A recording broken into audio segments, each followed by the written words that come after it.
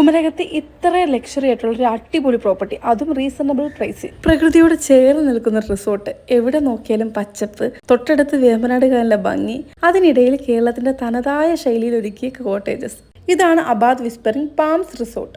വേമ്പനാട് കായലിന്റെ കരയിൽ സ്ഥിതി ചെയ്യുന്ന ഒരു ബ്യൂട്ടിഫുൾ റിസോർട്ട്. റിസോർട്ടിന്റെ ഇന്റീരിയർ എടുത്തു പറയേണ്ടതാണ് കേട്ടോ. പകലായാലും രാത്രിയിലത്തെ ലൈറ്റിങ്സിലായാലും അടിപൊളിയാണ്. ഫാമിലിയോടൊപ്പമോ ഫ്രണ്ട്സിനോടൊപ്പമോ അല്ലെങ്കിൽ കപ്പിൾ ഗെറ്റ് അവയ്ക്കോ ഒരു പീസ്ഫുൾ സ്റ്റേ ആഗ്രഹിക്കുന്നവർക്ക് ഈ റിസോർട്ട് ഒരു ബെസ്റ്റ് ഓപ്ഷനാണ് കേട്ടോ.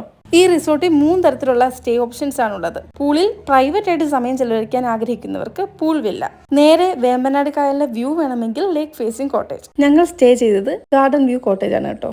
റൂമിലോട്ട് കയറുമ്പോൾ തന്നെ മനസ്സിലാവും, നല്ല ട്രഡീഷണൽ രീതിയിൽ നല്ല വുഡ് വർക്ക് ഒക്കെ ഉള്ള രീതിയിലാണ് കേട്ടോ റൂം സെറ്റ് ചെയ്തേക്കുന്നത്.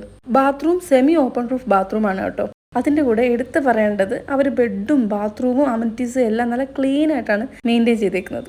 ഈ കോട്ടേജിൽ 3 അഡൾട്ട്സും 2 കുട്ടികൾക്കും വളരെ കംഫർട്ടബിൾ ആയിട്ട് സ്റ്റേ ചെയ്യാൻ പറ്റും. പക്ഷെ ഞങ്ങളുടെ റൂമിന് എനിക്ക് ഏറ്റവും ഇഷ്ടപ്പെട്ടത് ഈ ഗാർഡൻ വ്യൂ സിറ്റ് ഔട്ടാണ് കേട്ടോ.